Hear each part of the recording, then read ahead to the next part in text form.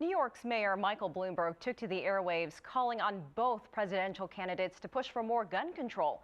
Joining me now to talk more about this issue that seems to come up after every mass shooting is Michael Sank. He is vice president at the U.S. Institute for Economics and Peace. And in Seattle, Washington, we have Alan Gottlieb. He is the founder of the Second Amendment Foundation. Gentlemen, thank you both for being here tonight. Thanks for having us. Alan, let me start with you. Why do many of these violent events that occur in the United States, why do we hear about them in the U.S.? You don't really hear about these things happening in Asia or other parts of the world where the gun laws seem to be different. Well, these types of things happen all across the globe. They've happened in Canada, they've happened in Europe, so we do hear about them. But the problem is we always hear about a negative use of a firearm. We don't hear about a positive. Just 2 days earlier, a 71-year-old man in Florida, in Central Florida, in an internet cafe, two masked men came in with guns to do harm to people, and the 71-year-old who has license to carry a concealed permit was able to put them down and stop the incident so that nobody was injured, no innocent person in the cafe was hurt. But did that make national press? No, not really. It made local press in Florida, but that's as far as it went. You know, in the United States, we have over 800,000 times a year, up to 2 million times a year, depending on whose study you look at, where somebody uses a firearm for self-defense to protect themselves, their family, or property from criminal attack. But it doesn't make a whole lot of news in the news media, and that's unfortunate. I mean, in a situation like today, it's something that nobody can tolerate. Nobody likes to see guns or any other kind of weapon used. I mean, this guy also had, you know, incendiary devices. He's got a house booby trap. They suppose there were also explosives found in his car, and he could have used any kind of a tool. The truth is, a gun doesn't have a finger to pull its own trigger or a brain to hate with. And that's the problem. A gun, no matter what kind of gun control you pass, an individual like this isn't going to care. He's going to get some kind of a weapon anyway, and we have the carnage no matter what. Alan, let me let Michael weigh in, because the bottom line is the United States does have different laws than other countries. Right, so I think there are two ways that we can look at preventing violence. One has to do with gun safety and security in society, and the other has to do with socioeconomic policies. So I want to address both very quickly. In Colorado, you don't need a permit to buy a gun. You don't need to register the gun. You don't need a license for the gun. In fact, there are no limits on AK-47s and assault rifles, one of which was used by James Holmes.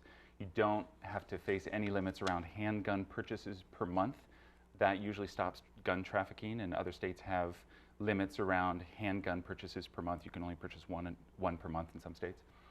So those measures of safety and security in society would be good for gun control, just in terms of gun safety.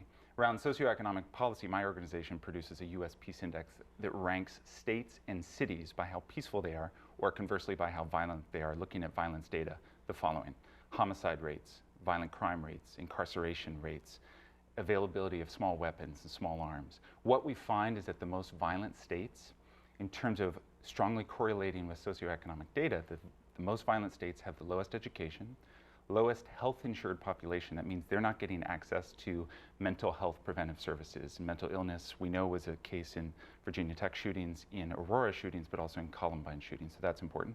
They also have the highest poverty, the highest income inequality, the lowest labor participation rate, and the lowest social capital in terms of social trust in society. So if policymakers want to prevent violence, one is around gun control, but two is around socioeconomic policy that they could invest in as a way of preventing violence. Well, let me break in here, because you're talking about socioeconomic factors. And Alan, I want you to listen to this as well. This alleged suspect was a neuroscience student. He obviously came from some sort of supportive family, grew up with education. And, you know, Alan may come from the point that if everyone carried guns and it was so readily available, then maybe someone inside that theater could have shot the suspect before he got to 70 people. Yeah. First, let me address the socioeconomic things. I would agree that, in fact, social, economic, and cultural reasons is one of the main reasons we have violence in America. And I think all the data does show that. In this case, while the shooter did come from a high education background, he also was collecting unemployment and was having a hard time finding a job. So that does go into that a bit. But looking at the gun control side of it, you know, cities like Washington, D.C. and Chicago have significantly high homicide rates, significantly higher than the national average. And they have some of the strictest gun control laws in the country, just short of absolute gun bans. So the bottom line is that I don't buy the gun control argument as being working, particularly in a case like this where you have somebody that's obviously decked out in his paraphernalia, has all kinds of weapons, booby-trapped his house. You've got somebody here that's going to find some way to commit a violent crime. But it is true that you pointed out, asked me the question, that in this case, this theater had a policy of no firearms allowed. And in Aurora, Illinois as well, if a business like this posts such a sign, which they did, and anybody who brings a gun in to protect themselves with, even though they may be licensed to carry, and in Colorado you would have to be licensed to carry to take a gun into a place like this, the bottom line is you become the criminal. So there was nobody in this theater that possibly could have even had the chance to defend themselves against somebody like this. And I think that's important to note. I call it a victim disarmament zone. Where Okay, Alan, we're running out of time. Virginia Tech and other places. Alan, let Michael have the last word, 10 last seconds. Right, so people said he's a smart kid, why would he use violence? The thing is, with Virginia Tech, Columbine, Aurora, we don't have early warning systems in place to detect mental health, mental illness in terms of background checks. On this, we don't have it. We're looking for gun safety in society, some reasonable measures to make sure the people who are using the guns have a permit, have a license, have registered it, have safety training, these kind of basic measures in place. Okay. None of which would have helped Michael in this Sank case. in Washington, D.C., Alan Gottlieb in Seattle, Washington. Thank you both Thank you for for joining having us. Thank you.